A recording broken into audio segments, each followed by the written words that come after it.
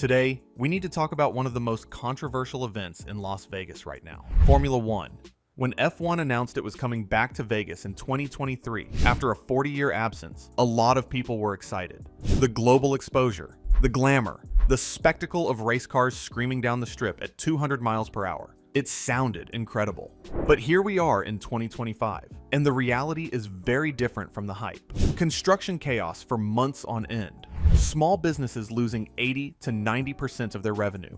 Traffic nightmares that make commuting impossible. Locals who are absolutely fed up with having their city torn apart every single year for a race that benefits billionaires, while regular people pay the price. So let's break down exactly what is happening with Formula One in Las Vegas, why the locals are so angry, and whether this billion-dollar spectacle is actually worth the cost. Let's start with some background. Formula One raced in Las Vegas back in the early 80s, but it was not on the Strip. It was in a parking lot at Caesar's Palace, and honestly, it was kind of a disaster. The track was boring, the racing was not great, and F1 did not come back for 4 decades. Fast forward to 2023. Liberty Media, which owns Formula One, decided to bring the race back in the most ambitious way possible.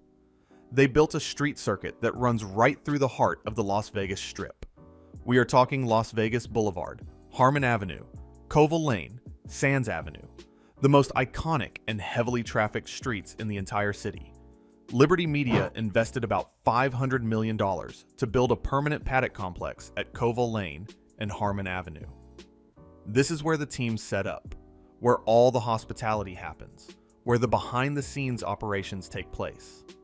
The idea was to create an annual race that would rival Monaco for glamour and prestige, showcasing Las Vegas to a global audience of hundreds of millions of viewers.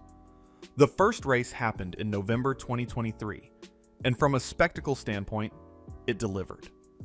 The visuals were stunning. Race cars flying past the Bellagio fountains, past the casinos, past all the neon lights. It was unlike anything F1 had ever done before. Hotels charged over $2,000 per night for race weekend. The event generated an estimated $1.2 billion in economic impact, according to Clark County. Global broadcast coverage reached 350 million viewers. On paper, it looked like a massive success. Las Vegas had pulled off something incredible and put itself on the map as a world-class destination for motorsport. But if you talk to the people who actually live and work in Las Vegas, you get a very different story. Here's the problem. To host a Formula One race on public streets, you cannot just show up race weekend, run the event, and leave. The preparation is massive. The teardown is massive. And in Las Vegas, this process takes months. Construction for the 2025 race started in early September. That is 2.5 months before the actual race weekend in late November. And the work does not finish when the race ends. Full teardown extends into late December. So we are talking about 4 months of construction disruption every single year. What does this construction involve? Repaving entire sections of the Strip and surrounding streets, installing barriers, grandstands, fencing, and lighting infrastructure, closing lanes, rerouting traffic, blocking sidewalks, and pedestrian bridges. A lot of this work happens at night between midnight and 6 a.m. because the streets need to be open during the day for normal traffic. But in critical areas, there are 24/7 restrictions where streets are just completely closed. Residents living near the track, especially around Koval and Flamingo, report continuous jackhammering and construction noise that goes on for weeks. The dust and debris from all this roadwork creates air quality issues. Several pedestrian bridges get intermittently closed. Even the walkway to the Bellagio fountains, one of the most iconic free attractions in Vegas, gets blocked off for race prep. Think about that for a second.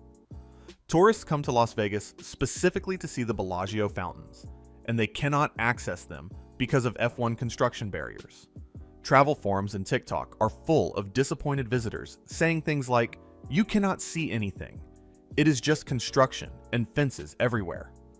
We came to Vegas and it felt like a construction tour instead of a vacation. Now let's talk about the economic impact, because this is where things get really ugly. Yes, the race generates over $1 billion in economic impact. Yes, the big resort casinos on the Strip make a fortune during race weekend. But who is not benefiting? Small businesses. And they are getting absolutely destroyed. Gas stations and small shops near the paddock area report sales dropping 80 to 90% during closure periods. A gas station owner told Fox 5 Vegas that his sales fell from 5,000 to 6,000 gallons per day, down to about 200 gallons.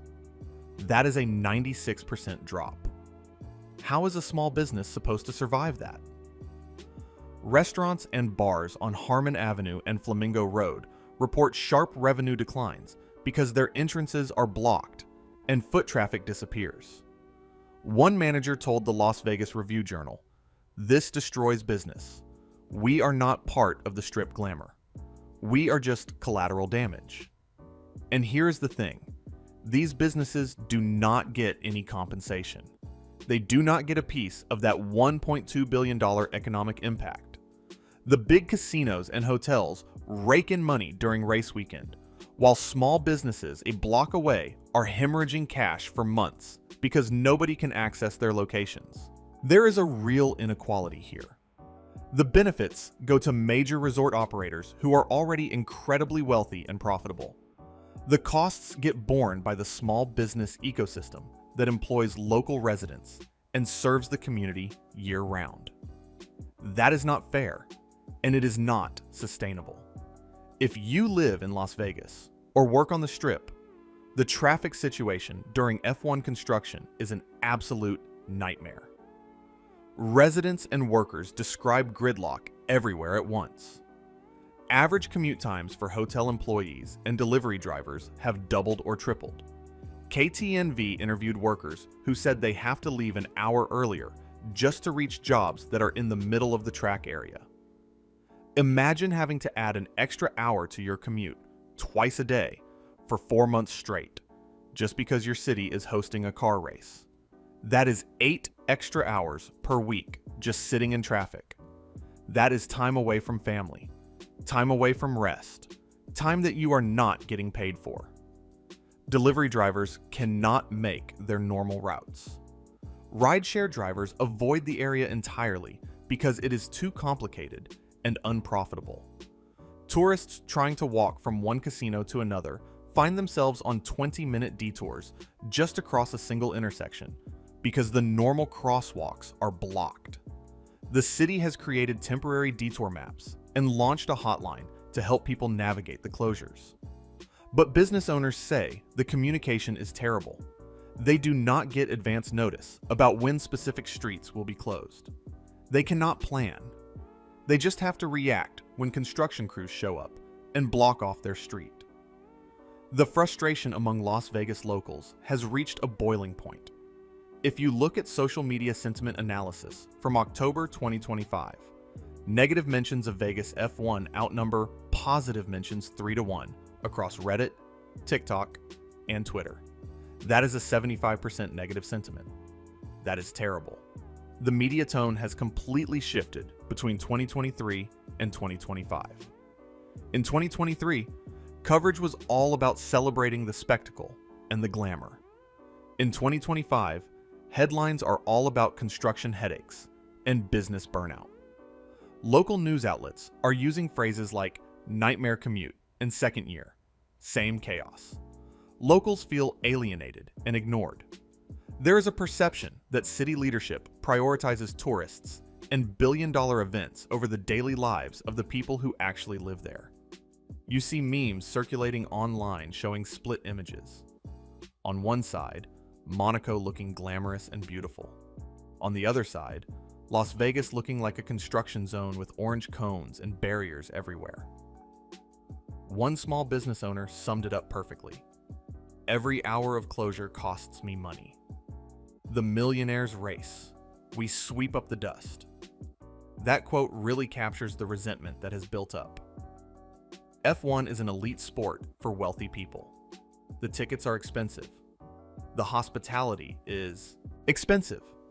The whole event caters to high rollers and international celebrities.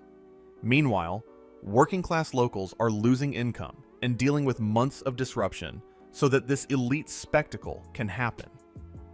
A strip worker told reporters, "I used to love the excitement of big events. Now I just dread the traffic cones." That is the shift that has happened. What was supposed to be a source of pride and excitement has become a source of stress and frustration. Beyond the traffic and economic impacts, there are also environmental concerns. The noise levels during nightly construction exceed normal residential limits. The city granted temporary waivers to allow the construction to continue, but that does not make it any less disruptive for people trying to sleep.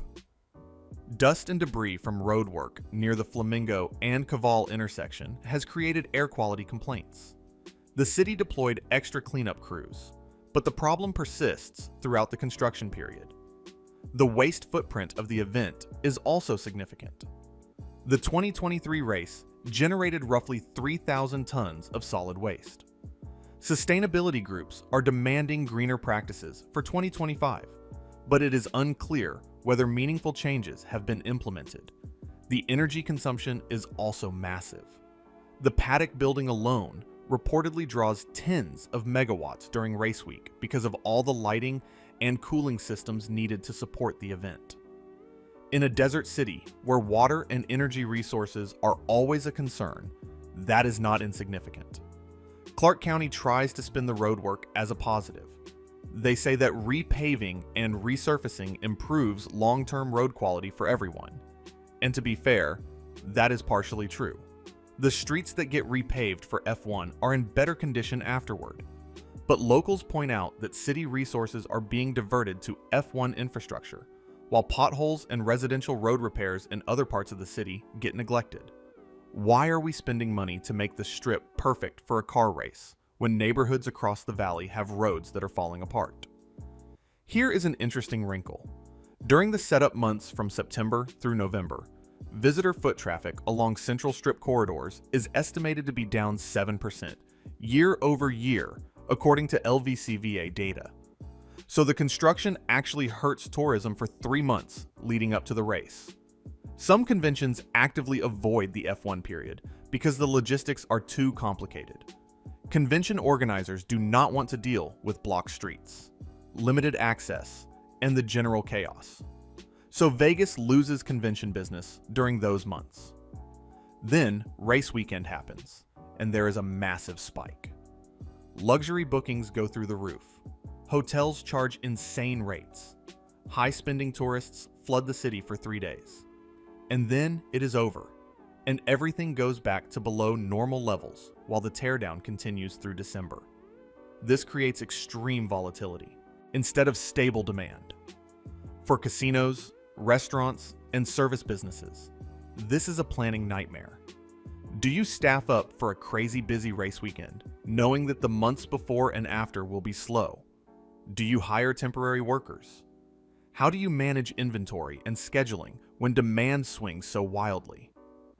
Analysts warn that this kind of volatility is actually bad for the overall business environment. Steady, predictable demand is better than huge spikes followed by crashes. But F1 creates exactly that boom and bust cycle. From a public relations standpoint, F1 in Las Vegas has become a disaster. The whole point of the event was supposed to be showcasing Las Vegas in a positive light to a global audience. But what is the actual image that is being created? International tourists see construction barriers and fencing blocking iconic landmarks.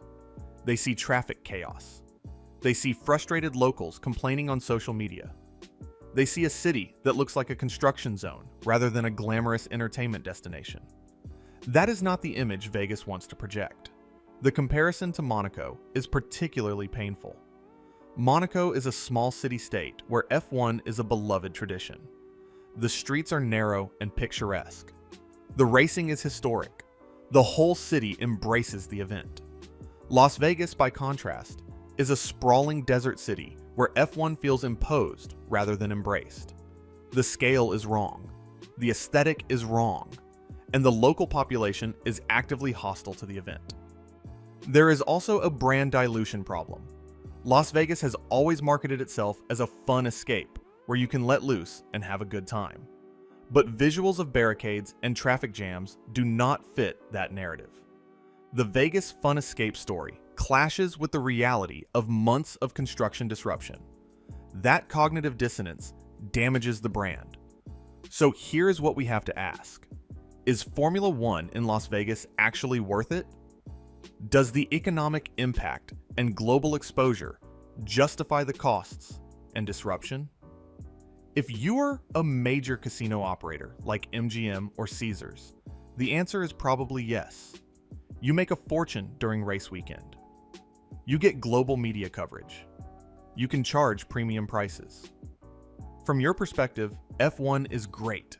If you are Clark County or the Las Vegas Convention and Visitors Authority, the answer is also probably yes. You get to claim Las Vegas as the sports capital of America. You get bragging rights. You get to say you host one of the most prestigious racing events in the world. The tourism branding value is significant. But if you are a small business owner who loses 90% of your revenue for 4 months, the answer is absolutely not. If you are a worker whose commute triples and whose tips dry up because customers cannot reach your restaurant, the answer is no.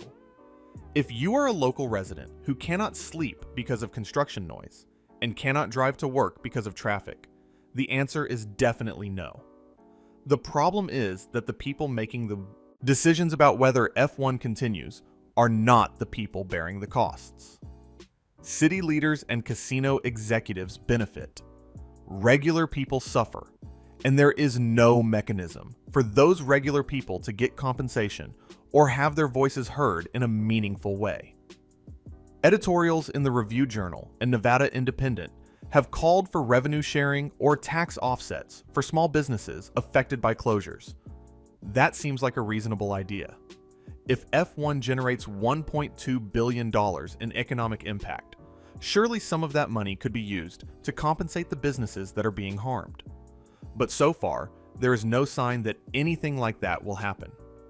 Looking ahead, Liberty Media has negotiated a multi-year lease extension on the Paddock site.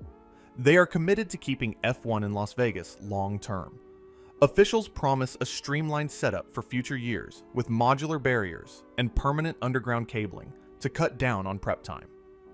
The goal is to reduce the construction window and make the whole process less disruptive. But public skepticism is extremely high. Locals fear that the cycle of construction will simply restart each summer and fall regardless of what promises are made. They have heard the talk about improvements before, and they have not seen meaningful change.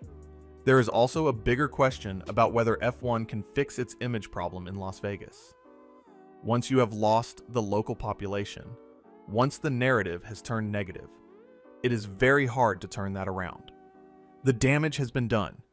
Every time someone thinks about F1 in Vegas, they think about traffic cones and blocked streets and small businesses getting destroyed. That perception is not going away easily. Some people have suggested that F1 should just move to a permanent facility outside the city. Build a proper racetrack in the desert somewhere, like they have in other cities around the world. That would eliminate all the street closure issues, all the construction disruption, all the traffic problems.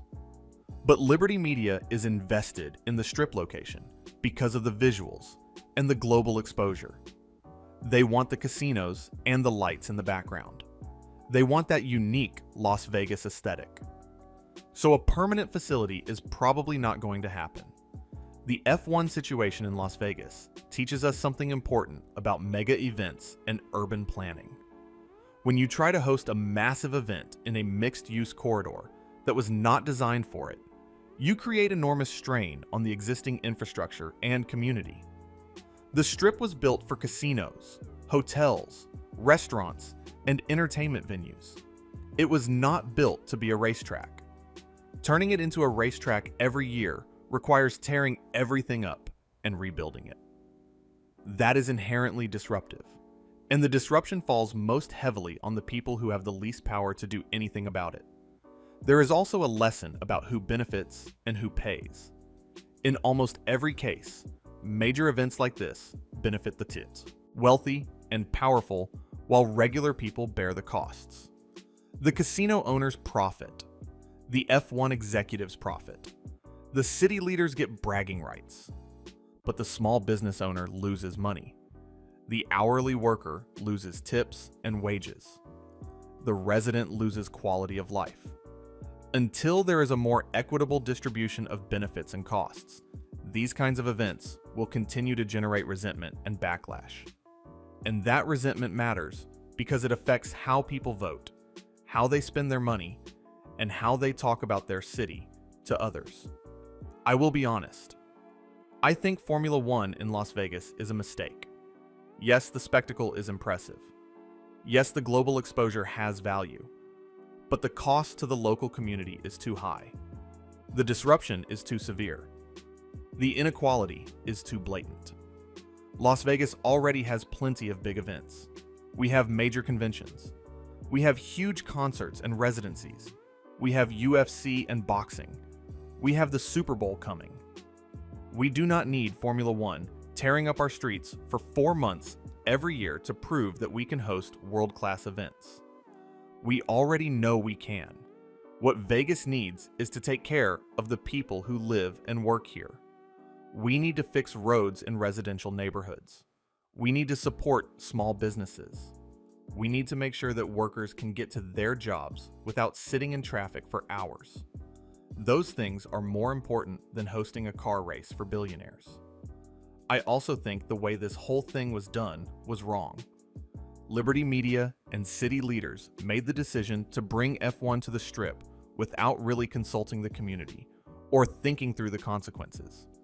They were so focused on the glamour and the prestige that they did not consider how it would actually affect people's daily lives. And now that the problems are obvious, they are doubling down instead of reconsidering. The right thing to do would be to acknowledge that this is not working, that the costs outweigh the benefits, and to either dramatically change how the event is run or just cancel it entirely. But that is not going to happen because too much money and ego are invested in making this work. So we are stuck with Formula One for the foreseeable future. Every year, the construction will start. Every year, the streets will get torn up. Every year, small businesses will lose money, and locals will sit in traffic. And every year, we will have the same conversation about whether this is worth it.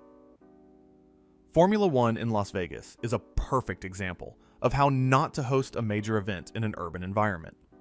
The spectacle comes at too high a cost. The benefits go to the wrong people, and the local community has turned against it.